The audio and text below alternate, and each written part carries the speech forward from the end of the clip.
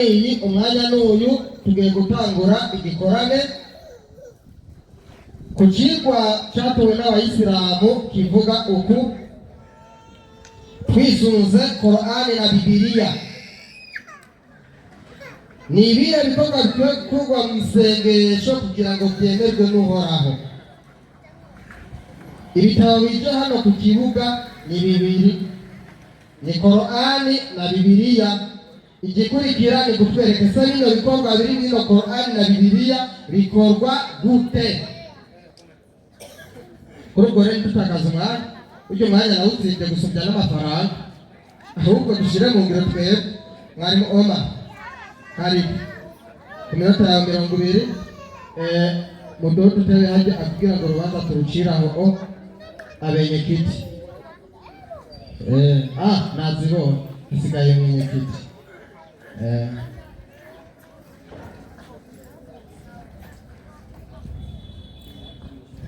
أعوذ بالله من الشيطان الرجيم. بسم الله الرحمن الرحيم.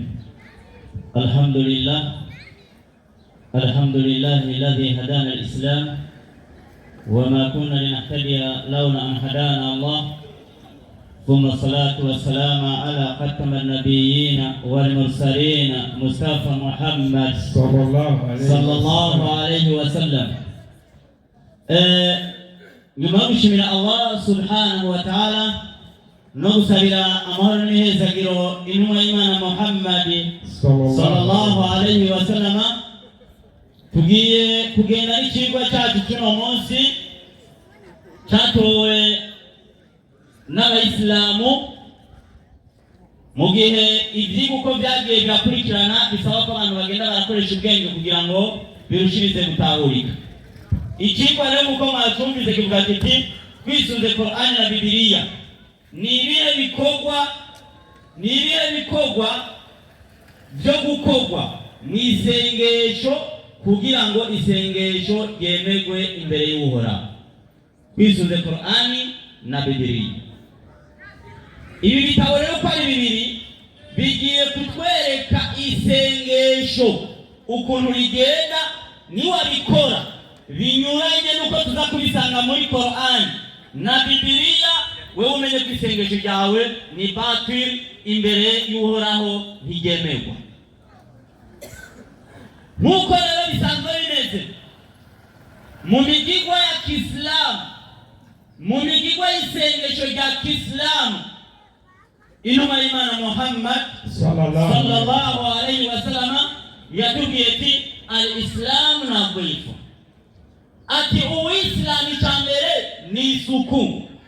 Mbele charongera kati fatanadhafa la yadkhulul jannata ila nadhifu, ati naruhu tinjira mu bwami bw'ijuru ari umunyamwanda. Wewe ijuru naje ubwajyo rirasukuye. Ni byiza cyane. Iki rero icyambere mu Islam kugira ngo atunganye isengesho ryiwe ategerezwa kuba ari umuntu afite isuku. Qur'ani 5:6 nongeye guhera nkurikize ko Bibiliya haravuga hati niyo bemera Imana. Umbiza bemera Imana igihe mushatse guhaguruka mujya gusenga umwemera Imana. Wewe tugasanga ugiye gusenga ntugiye gukora ibi mudakwigisha kujya gusenga. Icyambere mudakwigisha kujya gusenga ntuzobure n'umwemera Imana. Kuri cyambere muraheza mutunganye isuku ryo gusenga. Icyambere mu Islam ko abanza gutunganya isuku ryo gusenga, niyo maze mwoze mu maso no ku maboko yanyu kugera haruguru y'igokora. Urozwa mu maso. Ibi ni bihimba nyamukuru atari bya suna. Ibihimba biri faradhi z'itegeko gutawaza. Hariho n'ibihimba bya suna. Tubabwira ikirundi mwarimu. Muhanagure ku mutwe. Niyo mushoke mwoza amaguru yanyu kugera haruguru y'ijisho ry'ikirenge. Niyo nimwashikirwa n'ibihumanya bikuru. Hariho rero n'imyanda ihumanya ariyo bita mikuru.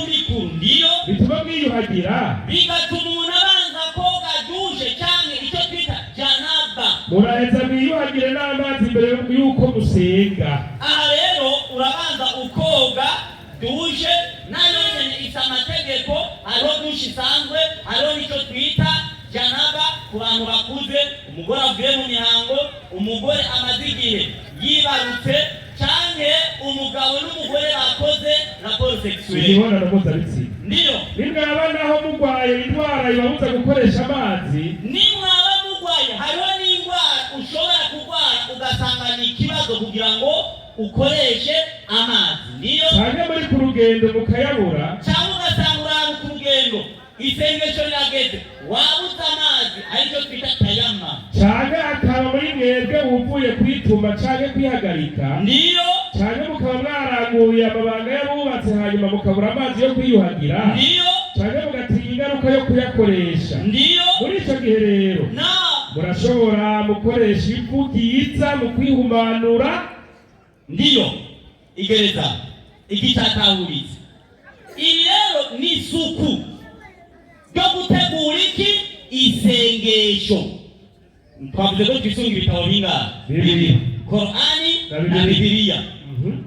Reka rero tujya muri Bibiliya nayo, Kuvayo 30 umurongo w'18. Kuvayo? cya gitabo bitirira Mose. Ndiyo.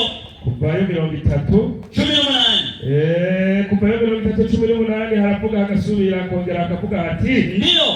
atuducura ikigarigari mu miringa. Imana ikirabarira Mose na Aroni ati muze mucure ikigarigari mu miringa. Ubu turi mu iterambere, usanga ku misigiti hariho amatanki, cyangwa ugasanga hariho ajya mantuze ayandi masiterne bashize ku musigiti yo kubika iki amazi. Ndiyo. cyo gukaraba. Icyo kigarigari ni icyo gukaraba. Imbere y'uko abantu binjira mu ihema ry'ibonaniro byasaba ko babanza kugira gute gukaraba. Ndiyo. n'intebe y'umuringa nyene Ebana bagikorere naho cicara kugira ngo nikize kugira ingorane kugira habe kimena y'amazi. uzugishira hagati y'ihema ry'ibonaniro n'igicaniro gisukemwo amazi. Bagishyira hagati y'ihema ry'ibonaniro n'igicaniro kugira ngo bagisukemwo amazi. Aroni n'abana biwe, Aroni n'abana biwe abariho bahora bakaraba boge ibirenge.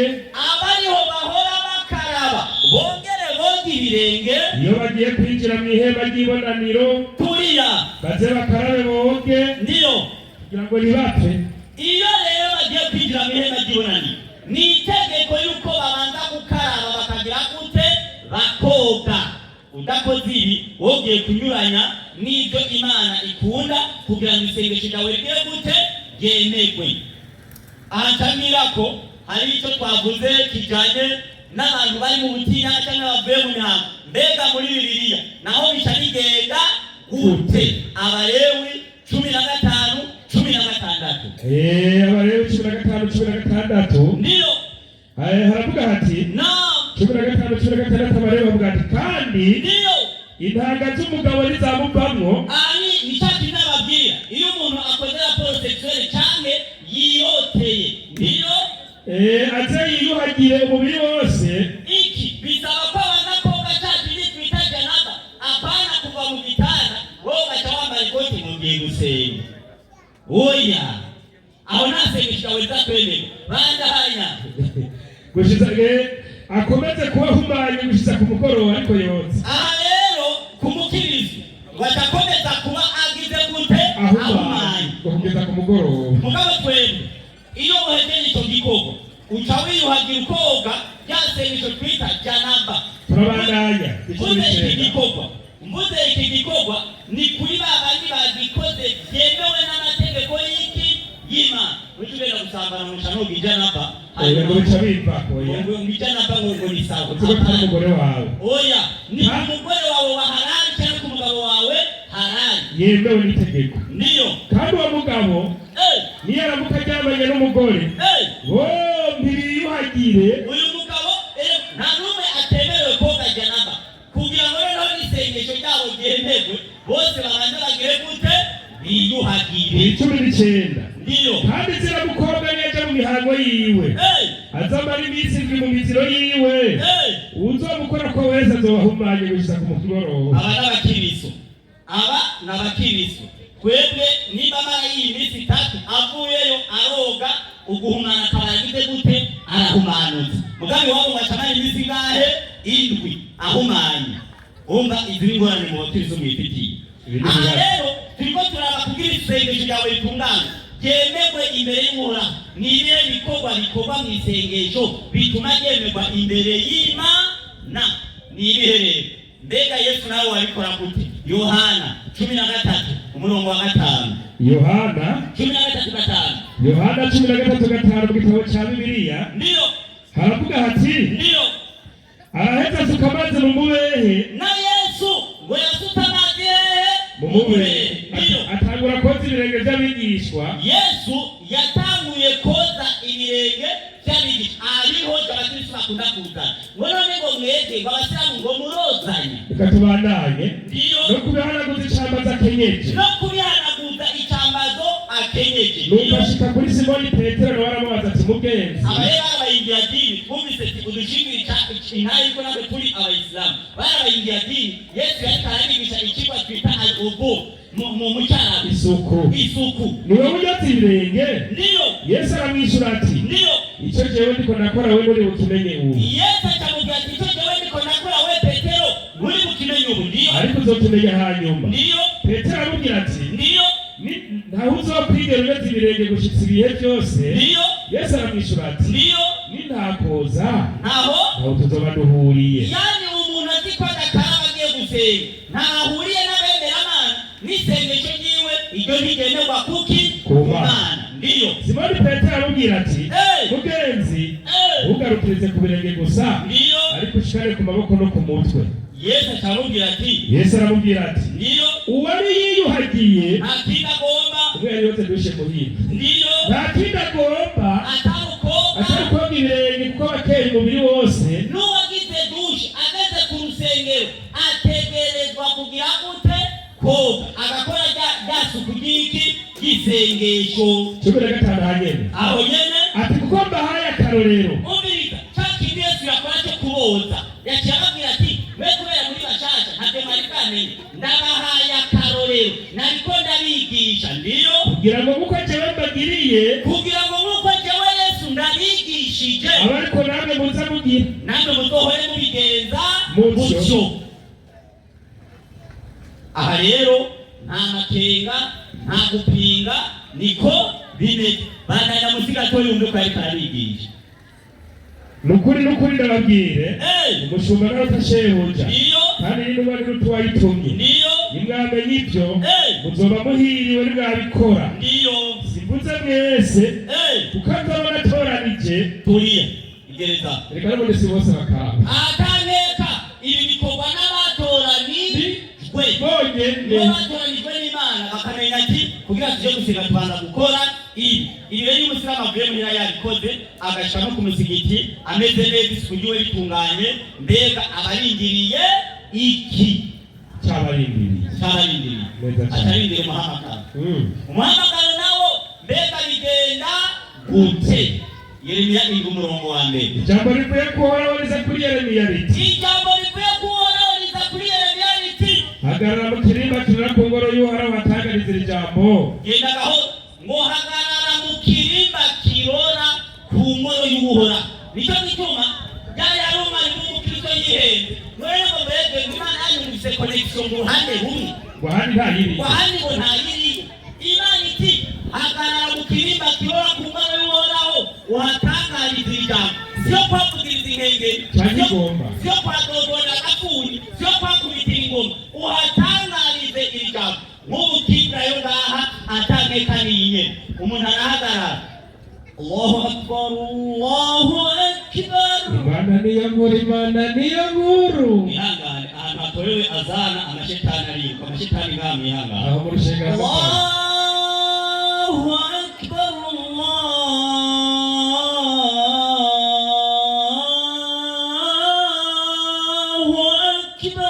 Imana niyo nkuru, Imana niyo nkuru. Sawa.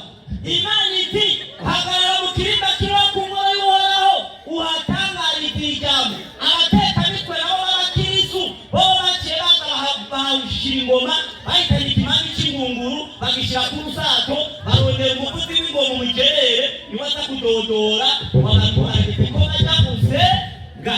Muri ibyo mwabikuye hehe? Sawa. Imana uhatangarize iri jambo uti uhatangarize iri jambo turi bumva ijambo ry'Uhoraho mwebwe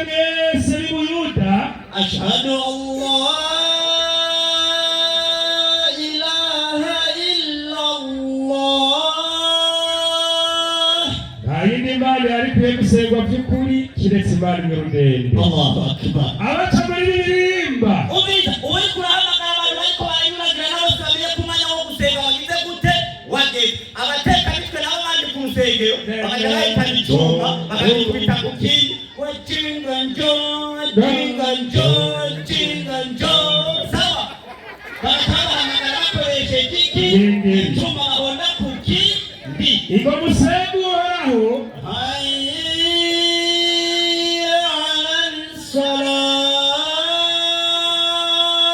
nimuze gusenga ati nimuze gusenga ukuri kwawe bagize Allahu akbar Allahu akbar Imana niyo nkuru ati nimuze gutunganya ingeso zanyu hayya alal falah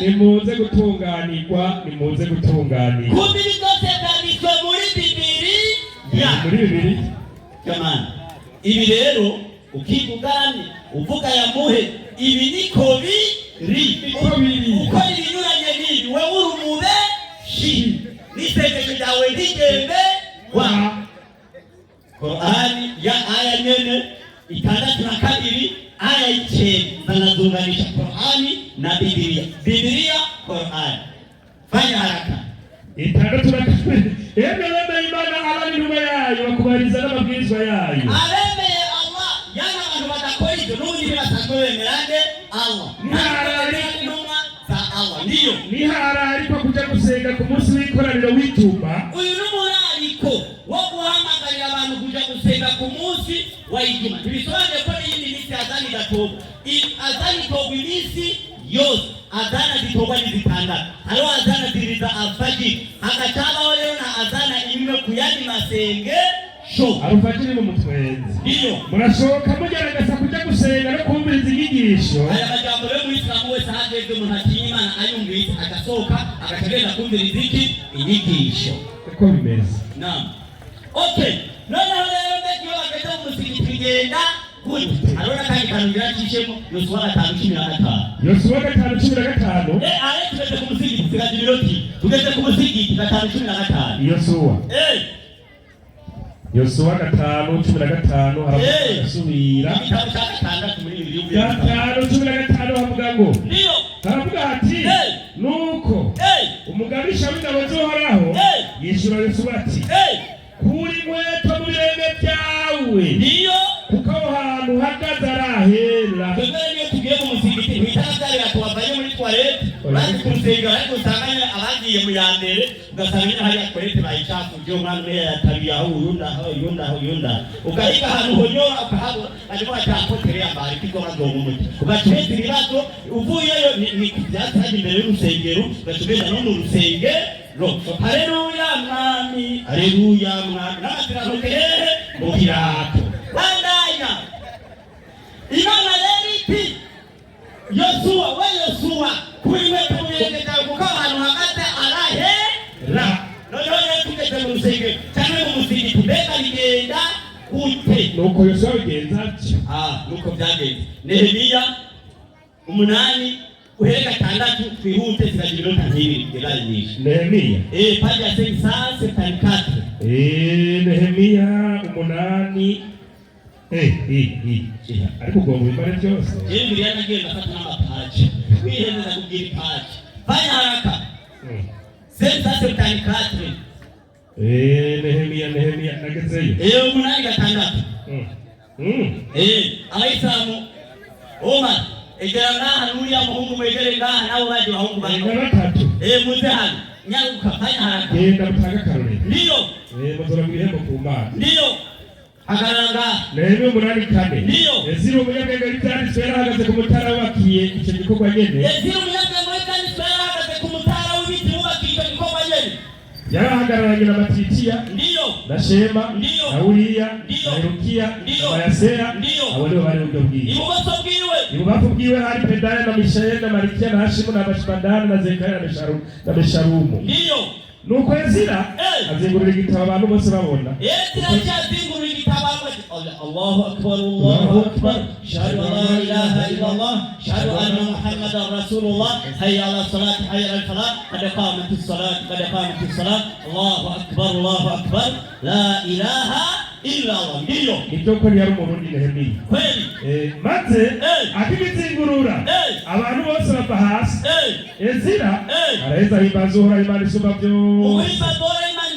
Tuvuga tuti Allahu akbar. Ndio abantu bose bava hasi, Ezira araheza himbaza Uhoraho Imana isumba byose. Abantu bose bashira amaboko hejuru bati ndio amin. Aho twagiye icyo twita suratul Fatiha. Ndio kuri nazo Uhoraho ndio bati amin. Ndio araheza baruna ni munani kamuri ruko baraheza bagira gute baruna wowe ukabona umwisengesho uko utabigira ruko isengesho ryawe nigende wa ndio baraheza baruna babashika hasi imbere y'Uhoraho. Sami Allahu liman hamida. Bakabashika hasi imbere y'Uhoraho. Ubika amaso kw'isi. Ariho bagize gute basenga. Wowe rero mubikora byose ukabona udasenga nk'uko ni ukuvuga n'isengesho ryawe imbere y'Imana ntigende wa pasitori dai ngo barahenereza. Twebwe rero reka duhenereze nka Nehemiya, tuzohomberaho Nehemiya azogira gute azohombe. Na nuko umwanya ugenda ari kuza kwerekana na Yesu. Oya rindi ariko mwarimo nawe umwanya uracari nimizire mwiruhukire. Imana ishobora byose bahezagire. Salamu alaykum wa rahmatullah. Wa alaykum assalam wa rahmatullahi wa barakatuhu. Nuko rero bimeze, iyi ni imwe mu bikorwa mu isengesho ku ruhande rw'Abayisilamu. Ibindi biri inyuma. Abakristo nabo murayo ikaze mwenye kwiti bazi ko umwanya nawo buryo yazinze kuri uno munsi. Nawo ego nari umwanya wawe.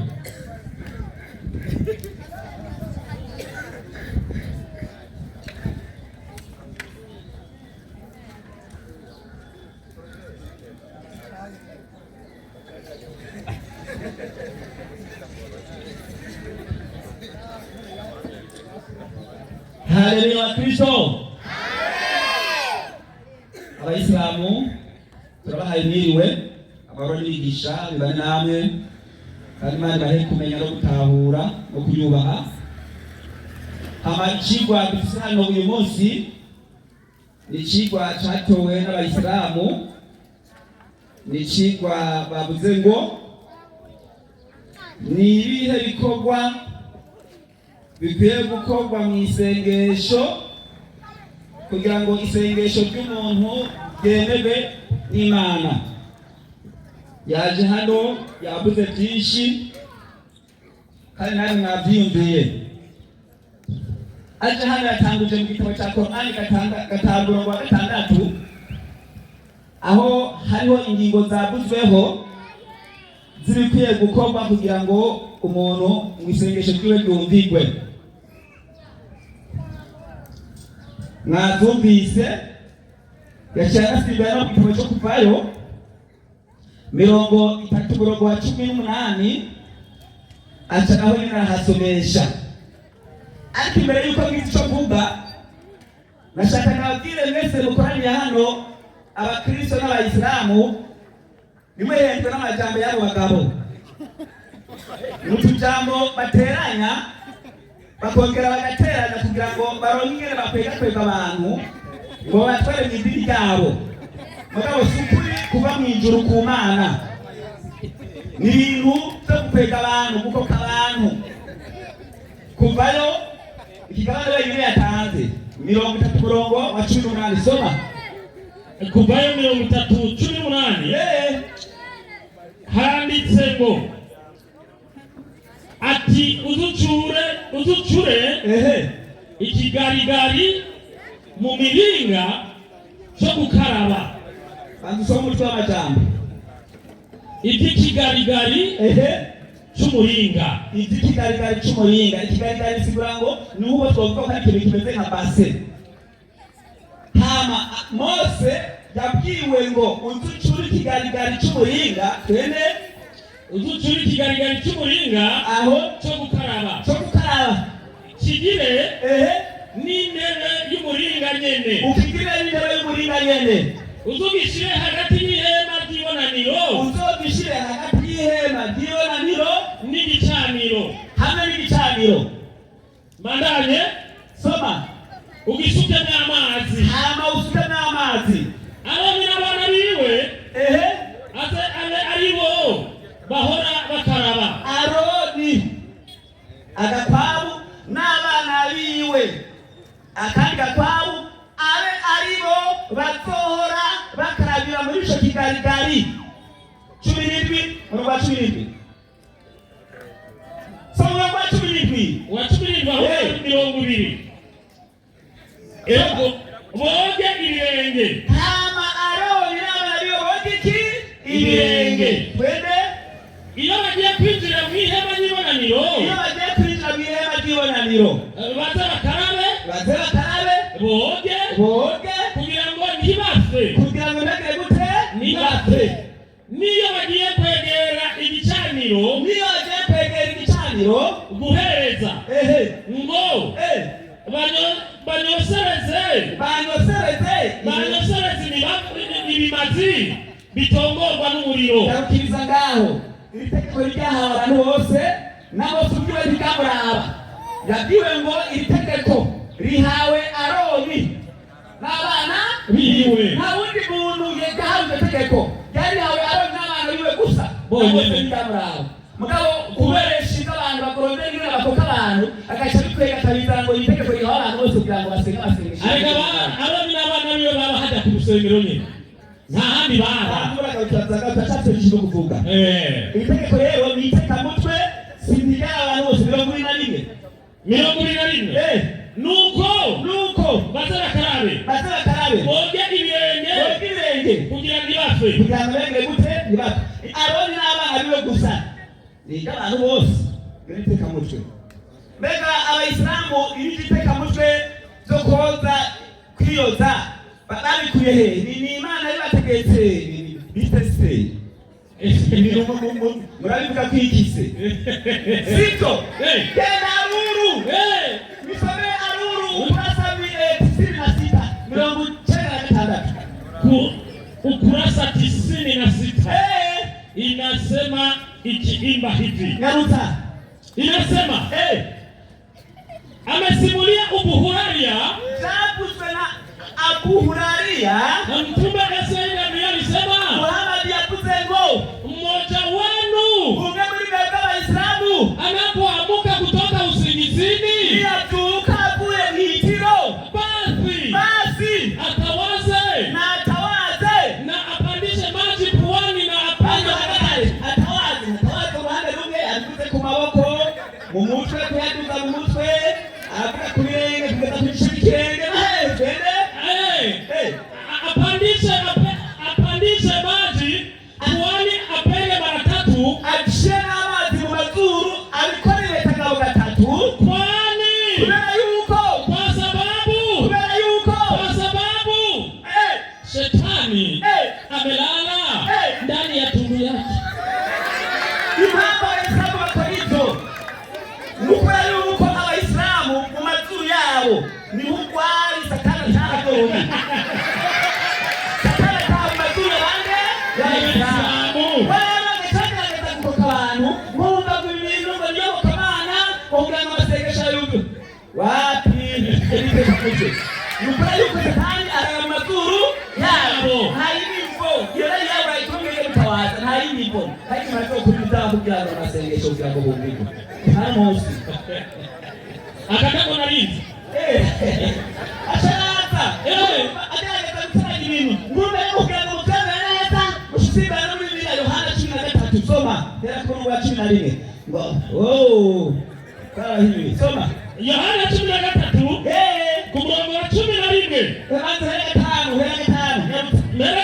soma wa 5 shaka ku murongo wa 12 anaweza asuka mazi mu muhehe wani Yesu yakoze ibyo kandi Yesu ntigeze yotanga ibirenge byiwe nta nubwo yitawajije ahubwo wewe yateye amazi arayasuka mu mubehe twende asuka amazi mu muhehe aratangura koza ibirenge by'abigishwa ayacatangura koza ibirenge ashatangura koza ibirenge by'abigishwa biwe twende no kubihanaguza icyambazo akenyeje 12 ntacyo 12 nuko ahejeje kuboza ibirenge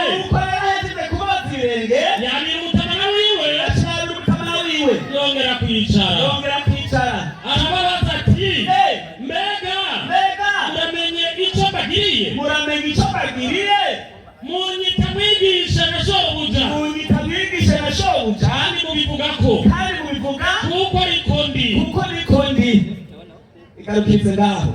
Icyo rero muriteka mutwe mwumva ngo Yesu yarabigiranye Yesu yavuga abigisha biwe ashakatira bagire muzoza murabigiranya namwe, kandi iminsi yose Yesu yarabigiranyisha yabikoze imifwa rimwe gusa, kandi hari ifunguro ryera umunsi kubera ko umunsi barakoze ifunguro kera. Umuntu wese azabadivantise munsi w'indi kwisabato kiza tuva ifunguro ryera uzabe ko tuzanyirenge niteye kwese yagize gute yatanga wowe yoza ntande kwiyoza n'umujyaga ni impemu yo kwikunda ubwibone. Mugabo ikimenyetso cy'isho bugufi ni uko woza mugenzi wawe n'ubwo amano yiwe ashisha cyangwa ngo arwaye ibikomere naho yo bagwaye mavungu ataraza. Yeremiya ngo ibwi umurongo wa mbere ngo hariho azana urubureshi. Soma Yeremiya ibwi umurongo wa mbere ngo hariho azana ndi yaguhenze. Soma Yeremiya ndwi ku murongo wa mbere haranditsemo indwi rimwe haranditsemo ijambo rivuye kuhoraho, riza kuri Yeremiya riti hagarara mu kirimba kirora ku ngoro y'uhoraho. Hagarara, iryo jambo ryabwiye Yeremiya ati hagarara mu kirimba kirora ku ngoro y'iki y'uhoraho, mbere kirora ku musigiti w'uhoraho. Heyo byanditswe.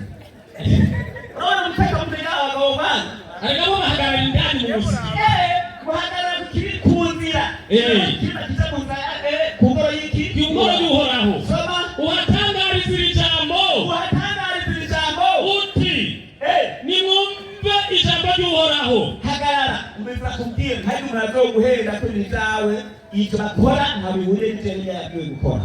Neva mbega Abayisilamu ibintu bakora byiteka mutwe twazana babikuye hehe, babyigishijwe nande. Nenda Aruru wa Marijani isomeye kurasa 31 anyagapo. Aruru wa Marijani ukurasa wa 31. Soma tunalimwe kamtaka zimanya. Soma ulimwengu wa majini, ulimwengu wa majini itatunalimu haranditsemo mwalimu. Soma ibada iwe kwa ajili ya Mwenyezi Mungu tu. Makahepo ya tagati ya tatu hepo inasema hivi, ndio ukujipa nyama tukufu nakarolero kama hivi sharifu shehe au wali. Majina haya yote yapo kwa Waislamu na ni matakatifu. Ndio hata hivyo dukaruka toi wa hushisha. Soma hiyo jambo yote basi. Ibada iwe kwa ajili ya Mwenyezi Mungu tu. Badanya jambo hili limesababisha wasiokuwa Waislamu ndio kuikashifu dini ya Islamu kwa kudai ni dini ya majini. Sawa, hatupingi ndio, kwani majini miongoni mwao wapo Waislamu na wala hawana kitabu ila Qur'ani. Ati ukusema na kuhimbaza wewe kumana wewe gusa ati kikiru chati kwa Waislamu watu wa Kiislamu wakango ni dini ya mashetani twende na wala hawana kitabu ila Qur'ani. Hana mashetani na akili tunasema ni Qur'ani. Na wala hawana mtume ila Muhammad. Hana mashetani na akili tunasema ni Muhammad twende.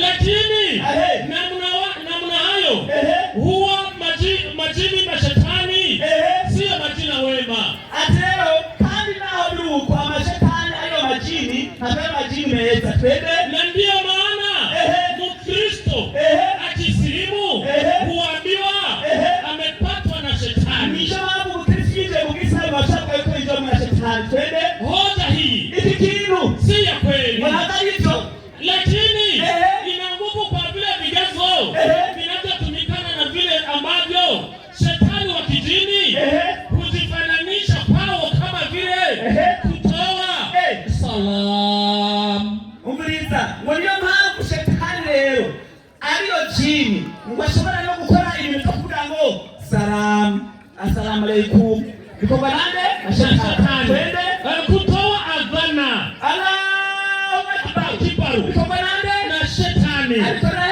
mu musigiti akashara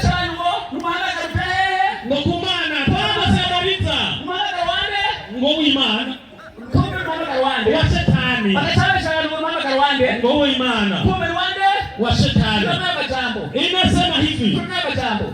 Sema majambo somi. Ndasubiremo. Ndio maana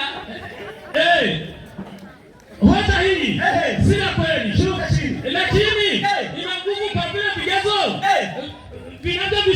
vinavyotumika na vile ambavyo mashetani wa kijini hujifananisha pavyo. Ndio kama vile kutoa salamu, twende kutoa adhana, guhamagara kumusigitse kwa adhana itoka nande na shetani, kusoma Qur'ani yenye haina mwelekeo, yenye haina mwelekeo, kujipa majina matukufu kama vile Sharifu, ndio Shehe, ndio au Wali, ndio. Majina haya yote, Majina yose yapo kwa Waislamu, ali Muislamu na ni matukufu kwao. Basi komea hapo. Rero ndio guhamagara ija azana n'abantu bimara mutuka musirata. Ni shetani abarikagira gute urabona mu biyo ukabona n'umuntu ujya muntu abari n'intego ya satani. Kama bashaka kwiteka mutwe ngurumba mwekamagara abantu baza gusenga Imana imwe cyane nasenze Imana imwe mwaka kangahize gusenga Imana imwe nta muzi ikatuma nange ta Qur'an soma 3:8 gatanu Qur'ani haranditsemo muri ya Qur'ani batubwira yenye haina mwelekeo 3:8 haranditsemo wiki ni hondi ngurumba gusenga amewafanya miungu wote yo Muhammad yakashiriki maana byose kuwa Mungu mmoja tu. Imani inachaweza walikuwa Allahu Akbar. Kumbe yakashiriki maana byose kombi na imani ashaitokoni Allah Subhanahu wa Ta'ala. Twende bila shaka hili ni jambo la ajabu. Hivi vikifikia kama mazati tangaza ngo asemani harusi genda 5 murongo Qur'an 5 n'amazina y'iko bana basenga barayavuge hamwe muri Qur'an soma. Je, umemwona yule aliyegeuka na akatoa kidogo utiufu wake? Ulikusoma 5:3 soma 5:3 soma. Je, anayo elimu ya Je, umemwona yule aliyegeuka soma na akatoa kidogo utiifu wake kisha akajizuizia? Oya, alisoma simo ndahagaruka hanyuma acharaza atanga muri Yosuwa 5 murongo aho wa 15 soma. Yosuwa 5 murongo wa 15 ngo Yosuwa yagiwe wiki ngo bakurirato mena jambo langu alitunapaa yuko kwa mjiwe n'Imana sibyo soma. Yosuwa 5 murongo wa 15 Yosuwa 5:15 haranditsemo 15 aho nuko umugabisha w'ingabo uhoraho yishura Yosuwa ati kura inkweto mu birenge byawe kuko aho hantu uhagaze arahera. Ngo bene majambo yamugiye gusenga ngo bisaba gukura iki ngwirato ukore uko ahantu abantu basengera ngo arahera nta tegeko na rimwe ry'Imana tigeze rigira abantu bagiye gusenga bakuri birato nta n'umunsi. Isomera Yeremiya 5:25 undi acha soma usiguzi 5 murongo wa mbere soma hera usiguzi 5 murongo wa mbere narutsa umusiguzi 5 murongo wa mbere asigaye iminota 2 yonyene kugira ngo umwanya wanjye umusiguzi 5 murongo wa mbere urinde ikirenge cyawe iyo uca mu ngoro y'Uhoraho kuba kwegera ngo wumve biruta gutanga imatikiki kw'ibifu kuko batazi ko bakora ibizira. Yeremiya 2:25 rero soma Yeremiya 2:25 2:25 soma ngaho baguha haranditsemo soma 2:25 Handitse 25. Soma. Enda niwirinde. Ibirenge byawe ntibibure inkweto. Imana ivuze ngo urinde ikirenge cyawe yuta mu ngoro y'iki y'Uhoraho. tubere nawe ubitegeka abantu bazokwirinda wirinde yuta mu ngoro y'Uhoraho urinde ibirenge byawe ntibibure biki Ibirato. turi nkatize hehe nta munsi genda usomere mu gitabo somera muri Aruba Majani nayo tugomba kumerana ruhusa ya kusali na viatu tuwaze Muhammad weka Muhammad wewe wasenga wambaye viatu wakambaye Aruba Majani somera muri Aruba Majani 96 paje haranditse ngo soma 96 soma 96 ni pale shetani amelala tundu ndani ya tundu za Waislamu. Hapa 96 hapa ni shetani amelala ndani ya tundu za Waislamu.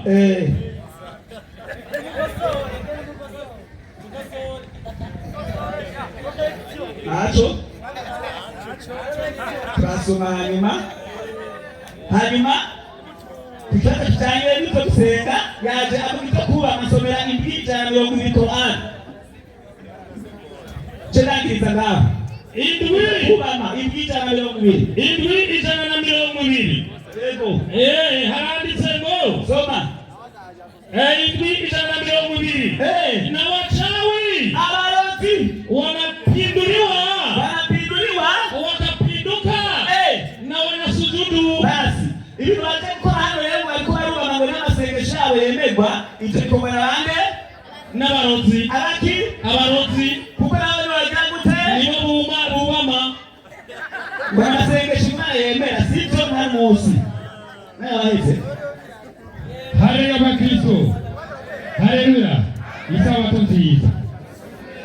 Ibintu birakomeye.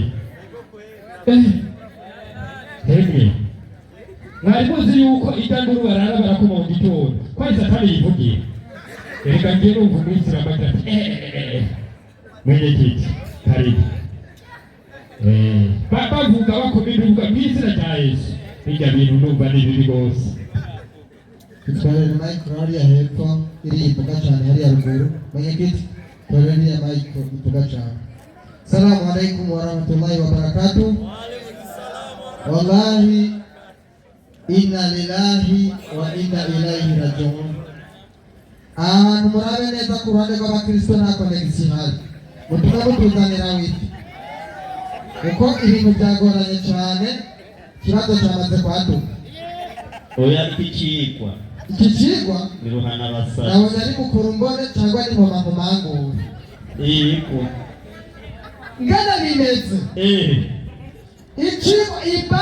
ichigwa kivuguku twisunze Qur'ani na Bibiliya ni bitabo bingahe? Bibiri. Imana zingahe? Zibiri. Abakristo n'Abayisilamu nibiye sengesho nibiye bikorwa mw'isengesho byemegwa imbere y'Uhoraho. Wigeze kumva iryo sengesho mu bakristo? Oya.